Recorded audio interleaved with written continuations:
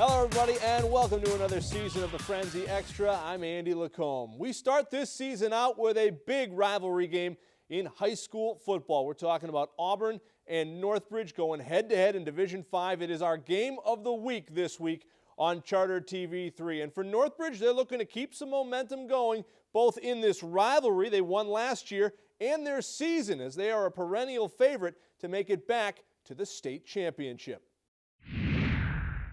We're feeling pretty good, but obviously the season is nowhere near done. I mean, we're only 2 games in, and we have a lot of big games coming up, so we really need to work to get better every day and keep improving. We're focused on, playing football. There's nothing, the outside noise isn't really a factor anymore. We're just focused on trying to get better. And we're trying to clean things up, 2 good wins, but we still got to get more crisp with our plays. We're just improving every week. We're trying to get better. And, we have a lot of things to work on, and Auburn's going to be a good test for us this week. It's always a good game because they've had our number over the years, and we got them last year, and they're going to be coming out strong this year, trying to get revenge on us. For the past almost 10 years, had our number almost every year. We finally got them last year, but they're always going to come, and it's always going to be a battle. They're always a good team every other year. It's just battle back and forth, and we're gonna come out fighting, and I'm guessing they are too. Auburn off to a solid start as usual, but gone are some of the big linemen and even some of the big names in the backfield from Auburn High School. They're doing it with more of a blue-collar bunch, a no-name bunch right now, and they feel they're flying under the radar, but still a very dangerous team. This game means a lot to us. If we can come out and beat them, it really puts us in a great spot for down the road. This one's extra important. It's a 5-day work week. We have a lot of stuff to get ready for. I think we have a lot of stuff to improve, and I think it's going to be a tough game. It's an important game. We already got 1 loss, and we can't afford any more losses. Very tough team.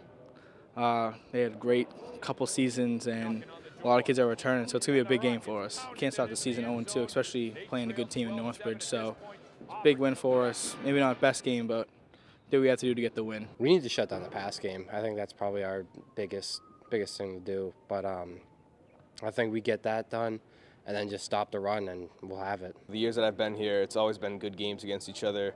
I think we've won a few, they've won a few. We always look forward to playing them. People look at us after losing Mark, losing Dylan, these big guys, and we're putting in work and we're just ready to go. The work ethic, it really hasn't changed, and we're working hard out here, and I think that's okay if we kind of fly under the radar. It doesn't really affect us too much, but because we still know, I think that we have the talent here. We definitely don't have like superstars or all the big players, 300 pounds or whatever, but we got a lot of good players, a lot of kids that come every day ready to go.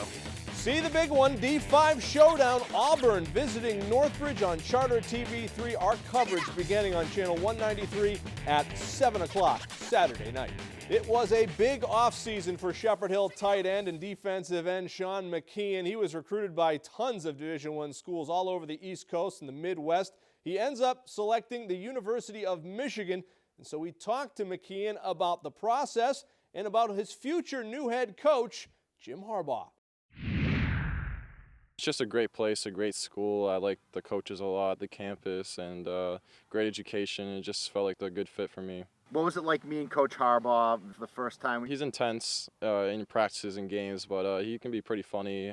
Just talking with him, walking around Ann Arbor, and meeting with him in the coach's room. He's a pretty cool guy. What was your first impression walking into Michigan Stadium? It was enormous. I've never seen anything that big in my life, so it was really cool to see the whole stadium and what it's like to be there. Sean is not a rah-rah guy. If you're looking for someone to jump around and say, let's go guys, and be patting guys on the butt and saying, you need to do this. He's not that type of guy. He sets the example. He accomplishes what he's set out to do. So he's accomplishing his assignment for the play, and he's helping his teammates. Another big guy in Central Massachusetts, Sean Reagan, is going to play Division I football. He's going to Boston College, following the footsteps of his father, who played for the Eagles. And for Reagan, going to Boston College, he got a little help along the way from a couple of former foes. BC is a great place. I mean, it's everything that I could ever want. Great football, great academics, near home. I'm really excited for next year because it's just a great opportunity that not a lot of kids get to have, and I I'm just looking forward to it a lot. I talked to Lindstrom the other day. I went to a scrimmage in practice, and even though he's from Shepherd Hill and we hate each other, I think we're starting to get to know each other, and hopefully it'll increase throughout the years. All the Central Mass guys love BC, so should be awesome. Well, McKeon and Reagan, two of the latest Central Mass guys to go on to play at the next level, but there are a ton of Central Mass guys playing college football around the land right now. And for high school football coaches like Mike Pucko and Chris Lindstrom, it's really become a team effort to get these guys to play at the next level. It's great for the kids. They're getting an education. They don't necessarily see that. But, and this is not Shepherd Hill doing this. This is Mike Pucko. This is Mike Ross. This is Dave Palazzi. This is Walter. This is all the great coaches.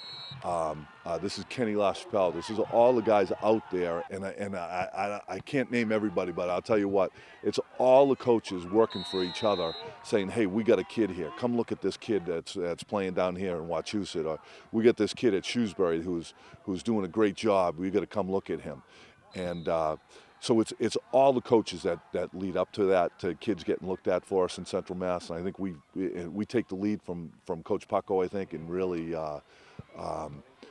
try to promote our own. It's a tough process for the kid. He's in school. He doesn't get the opportunity to leave here and go look at Virginia or Virginia Tech or Michigan, Boston College. It's awful tough for them to make a decision without actually being there and living it. They don't get the official visit because official visits really are in the fall, and the pressure's on them. I mean, there's scholarships. If they don't take it, they're going to give it to somebody else. So there is definitely a pressure that's put on the kids at that level, and all the levels, regardless of 1, 2, or Division III. Time for a quick break. When we come back, I step aside, and Kevin Shea and Jim Wilson of the Worcester Telegram and Gazette come by to talk about the top 10 in Central Mass high school football.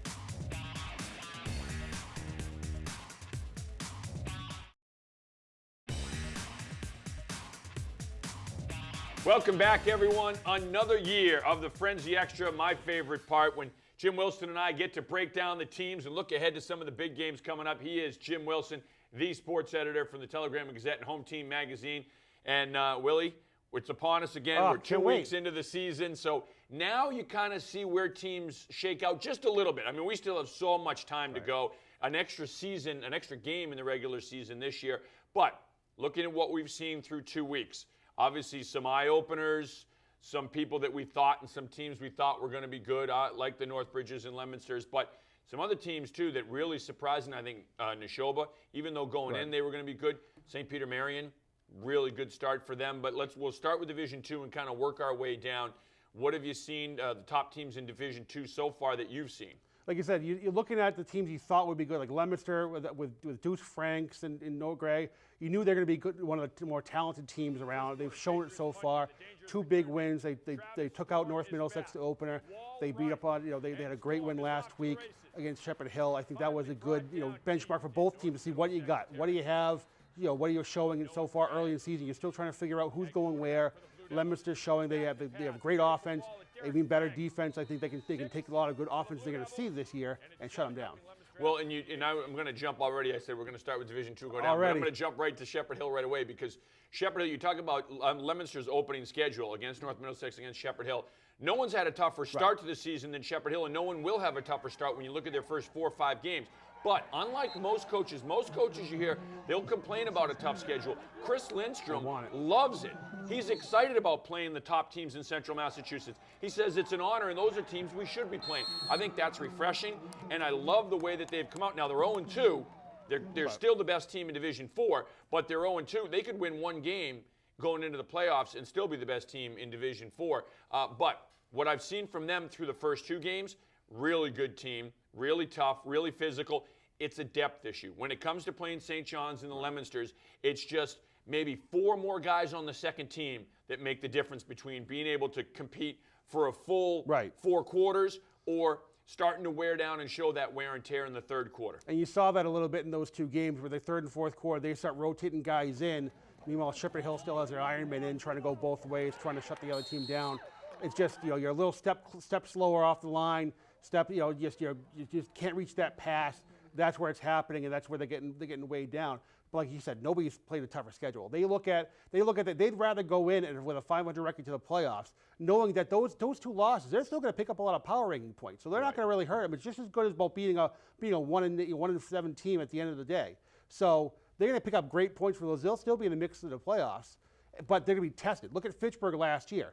Fitchburg took its lumps to start the season. They ended up getting hot at the right time and winning the Central Mass Super Bowl. Right. I think you can see the same thing with Shepherd Hill. They don't come in with a sexy record, but they're going to be just as dangerous. I mean, I still have them top 4 in my poll. I do too. I have them top 3 in my poll. You and I talk about this each and every week. When you have David Sarkoti, the running back, who is an absolute beast. He's fast. He's strong. He'll run you over. He'll run around you. Alec Lindstrom, his brother Chris, is playing for Boston College as a true freshman on the offensive line. Alec never missed a lift this summer, and his brother came back. His brother's giving him little tips, whether it's technique tips, whether it's new lifting techniques. You know, Alex is a sponge. He eats it all up, but he's got a nasty streak that his dad had when they called him the tree back at BU. When he played in BU, they called him the tree because he was so big, Chris Sr. But I'm telling you, this is a good team, the Shepherd Hill team, and fun to watch. They'll be fine. And, of course, McKeon, too, going to Michigan, and we didn't even talk about him. Exactly. That's it. We just talking about for 5 minutes, and then the Division I kid is like an afterthought because he's going to have a great season. A lot of teams are keying on him. But like you said, they have so many other weapons. They welcome the double team. They have a bunch of bruisers that can get the job done, just like every year. They'll be fine. You look at St. John's. Right now, it's Leominster, St. John's. For me, anyway, Leominster, St. John's, then Shepherd Hill, then Northbridge. St. John's starting the year off at 1-1. Pissed, by the way, you didn't put him in there. Well, I had them right below. See, what did I have? Oh no, you know what? I didn't. I did have Wachusett up 1. We'll get it in post. You're right. No, you're right. You and I flip-flopped it. So I did have them 5th or 4th. St. John's, 1-1 to start the season. Catholic Memorial, tough team, obviously, real tough team, but they beat Shepherd Hill. Now, this is kind of a different St. John's team. He's looking at kind of the strengths of the St. John's team. Huge line. Sean Reagan going to Boston College. The guard right next to him coming over from Clinton. His father played in college. So they have a really good line that can push you up front. Cassidy is a great runner. Yeah. He's a Danny Light in the way that he can run and wants to run you over. He seeks contact out.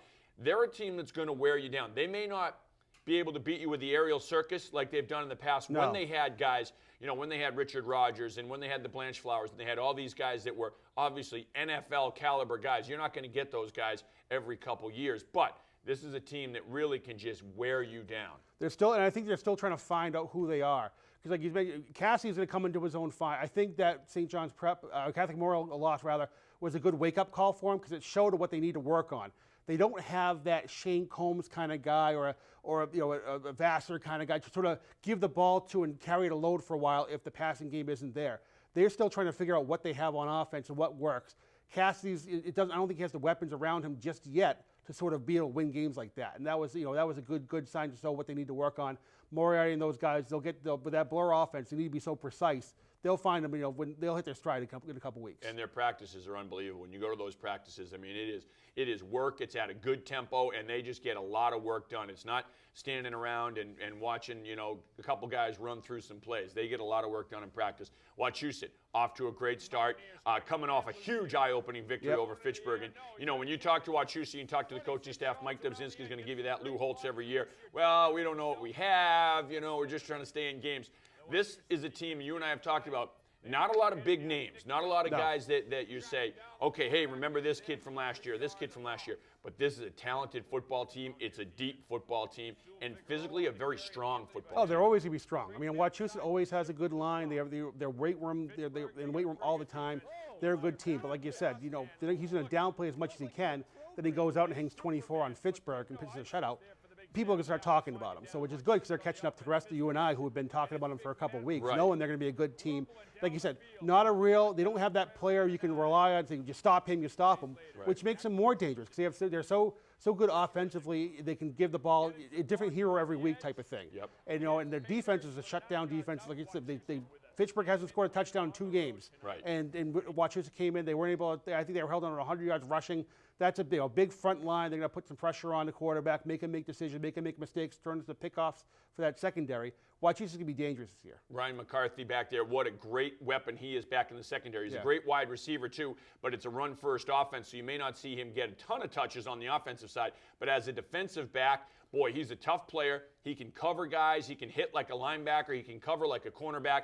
His father was a great player at South High School. Then he played at UNH, also ran track at UNH, so he's got those great football genes as well. Yeah, and Wachusett, they scored 2 touchdowns offensively. They returned a punt for a touchdown last week. They returned a pick 6. So that's how that's going to be the method all year long. It's going to be a different, how they win this game. Well, who knows? Maybe Dubzinski hit his head on a rock and he threw for 40 times a game, and they'll win a game like that. But they can do that. They're dangerous. They're tough to game plan against. Yeah, and Zottely is another one who's just phenomenal, carrying on that family tradition. All right, moving on quickly. We talked about Shepherd Hill, St. Peter Marion in Division 4, off to a 2-0 start, a physical St. Peter Marion team. When you talk about St. Peter Marion, you're always thinking about throwing the football. You think about Seamus Leary, the great arm, and all the skill guys they have. But this is a team right now with Baldino that is a pound. They're a ground and pound team, I think, first, and throw the ball second. They're running to set up the pass. Well, I think like Wachusett, they're going to be a lot of what does the game plan dictate this week. Leary, he's coming off that ACL injury. He's still, he's getting there. He's still dangerous. I think last week he had a good game where he felt confident about what he can do against Groton Dunstable. He's able to scramble a little bit more. He's not worried about, what if happens. And that's a dangerous Leary because he'll come by, and if teams have to worry about him, because they still got Baldino, who's going to run over people all day long. Yep. So I think that's going to be a good weapon for St. Peter Marion. They got Leominster this week. And if St. Peter Marion's under the radar now, just wait. If they come up with a good game against Leominster and shock them, then all of a sudden people are talking about them, and that's what they want. Yeah, our game of the week is Northbridge and Auburn. It's a great rivalry game. Northbridge starting off the season 2-0, and everyone talks about the Northbridge offense. Their defense has not allowed a single point through 2 games. And that's, I think, the story right now. Right. Offensively, obviously, they can hang with anyone, any division. But defensively, now you're talking about a championship caliber club. And this is a team that's been to the Super Bowl 2 straight years. Right. And I think that's been the way for Northbridge the last couple of years. Their defense gets overshadowed, not because they're not as good, but because that offense puts up Madden numbers every week with just Kobe Schofer throwing, running for 5 touchdowns a game. But that defense quietly has been doing their job every week against no matter who they put up against. I think that's going to, I think they gave Auburn a lot they can handle. I don't know if it's going to be, the normal Auburn team they're going to see with that big bruising line, fast running backs. Auburn's going to have his hands full this week. All right, now we're going to talk about the speech of the year so far. Mike Ross's pregame speech to West Boylston before last week's game against Gardner. First, just look and listen one more time. It is awesome. It's my Christmas card this year. What's this? I don't know. You see mine? What are these? What are these? What are these? They're called cream puffs. There was a card here to get. Well, look at the card. Thank you. Coach Ross and West Boylston football team. You're not going to like the meal you get like this every week. We saw you play last week, and this is what we thought of you. We will see you Friday at your home field. Don't forget the cream. I got 3 things to say to that. Number 1, the only one creeps people on this field is us. Number 2, this is right, think about this. Number 3, you protect this house. Let's go! Nothing better than Rossi pregame. That is outstanding. And the best is that the creativity is outstanding. He may not win an Oscar for the acting job, but the creativity is fantastic. West Boylston has no idea what just hit him. This is week 2. They get a faithful Rossi.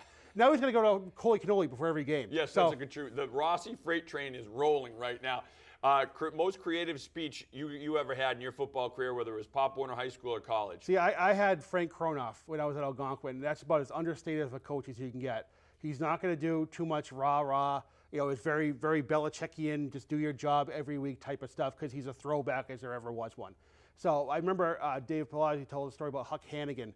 And when he was coaching with Huck up at Leominster, he would have watches. And every week he would just, be all fired up, a hellfire and brimstone speech. He would take a watch and break it against the locker. And the kids would run out of the locker room screaming and yelling and ready to kill the next person they see.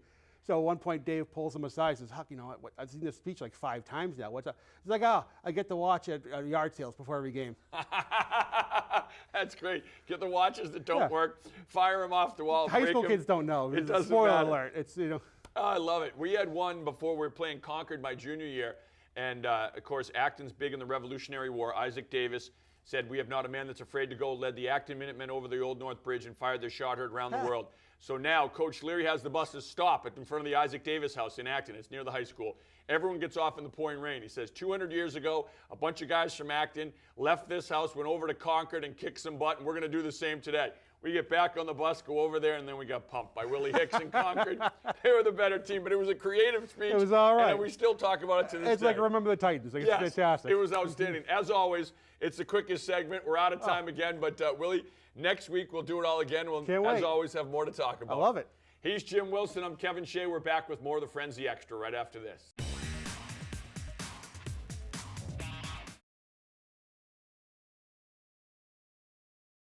Welcome back. In the college ranks now, the WPI Engineers are 3-0 for the first time since 2009. And so the Engineers are happy with their start, but they are tempering expectations right now because, to a man, the Engineers say there's still plenty of work that needs to be done. Talk about this win. How good is it to get one back on this program? Norwich, our first 3 wins this year have been against teams. MIT we hadn't played in a while. Worcester State we hadn't beaten since 2010. And this is the second team back-to-back weeks. Our seniors have not beaten them. So it feels very good. And I kept the game ball last week for the seniors, and I'll do it again this week because that's a special win for them. And we called this redemption week after losing 10-7 on the last-second field goal. For a while there, I thought it was going to come down to that, a special teams kick here and there. But, I told the guys, I said, if you look at the score, it's 27-10. You think that you beat up on another team, but I think realistically we know that we didn't play great. There was some sloppy play out there, some penalties, some missed assignments, some execution flaws and things like that. So I think certainly after watching the film on Monday, the guys will understand that there's continued work to do. And, then we look ahead to RPI. 3-0, it's a great accomplishment for our team, but we know that we have bigger goals, and we talk with Coach Rob every single day about climbing the stairs every single day, and I think we did a good job today climbing the stair. RPI is a tough team, but we're ready to go. I don't forget what happened last year. They're coming to our house this year, and we're ready to go. Good win for WPI, but we got to play better. Well, the Engineers might not want the recognition, but they are getting it. Regionally ranked now 4th in New England, the Division III football poll behind Western New England, Framingham State, and Amherst. The Becker College Hawks are off to a great start, 2-1, riding high after a big regional win over Nichols College this past week. And for head coach Mike Lichten, the guys go into a bye week. They get ready to play their conference, and they get ready for a team in Norwich who they have never beaten. We've kind of got off to a almost perfect start in terms of the way we've been able to put some games together. We wish we had the Fitchburg game back, of course, going in with a lead at halftime and not being able to finish that the way we wanted to. You always look forward, but that's one that you kind of glance back at, see where we could have been instead of where we are. But we've done some nice things to start, and there's still a lot of work left to do. But 2-1 is something we're excited about. But obviously, the only thing that really matters is winning this conference, and all that's still in front of us. What's made us successful so far, and what is going to continue to help us be in the right place at the right time, is our older players. And our young guys have had a huge contribution, and they've probably been the ones that push us over the top, but we wouldn't be where we are at all without those older guys. The ECFC conference is a conference that's always very tough to win. Different teams have won it every single year since we started. Norwich is one of those teams. Playing in Vermont at their field is one of the hardest road games on our schedule. They are a big physical team on offense and defense. They push you around. They come at you hard for 4 quarters. They finish games. They've always run the ball well. They've got good receivers. There are no moral victories in football, but Holy Cross played pretty darn well against Towson this past week, just falling short to a powerhouse team in the FCS. So for Tom Gilmore's bunch, they get ready to come home for the first time this season and host league rival Colgate at Fitton Field. A disappointment that we lost the game. We did do a lot of really good things in the game, and we had a chance to win the game at the end, and just couldn't, get it done. We fell a little bit short, but there were a lot of encouraging things in the game, and I thought our team played hard in all 3 phases. You know, the first thing jumps out about Colgate is always their offense. They're an option-based offense. They do a great job of running the ball, and because they do such a good job running the ball, it opens up their play-action pass game. They're led by a really outstanding quarterback, Jake Melville, and he does a great job of running the offense. They have a great stable of running backs. You know, they alternate 4 guys in there on a regular basis, so they're very deep at that position. And, they're just a very effective offense that have been able to move the ball against everyone that they've played. They've played 3 quality opponents, and they've moved the ball very well against all of them. But in recent years, Colgate's defense has improved dramatically. Very aggressive, attacking style defense. They'll put some pressure on you, and they do a really good job there, too, as well. New this year, it's the Frenzy Dean's List, the great college players from around the land. And how about Jake Holmes out of Worcester and Westboro by way of Becker College, 2 rushing touchdowns and a 21-yard field goal in the win over Nichols. Stephen Roy, 164 yards rushing and a touchdown against Westfield State. He played for Algonquin back in his high school days. Isaac Yadam, Boston College. We know him from Doherty, 6 solo tackles and a loss to Florida State. Mitch Selage from WPI and Doherty High School, 104 yards through the air, receiving in a touchdown against Norwich. Drew Jean-Guillaume, Enchanté, Central Connecticut, 46 yards to lead the team against Bowie State. And Marcus Pettigrew, the former Auburn standout, playing at Westfield State, 10 tackles against UMass Dartmouth. Well, that'll do it for this studio edition of Week 1 of the Frenzy Extra. I'm Andy Lacombe. We'll see you next week, but first, we'll see you Friday on the Frenzy.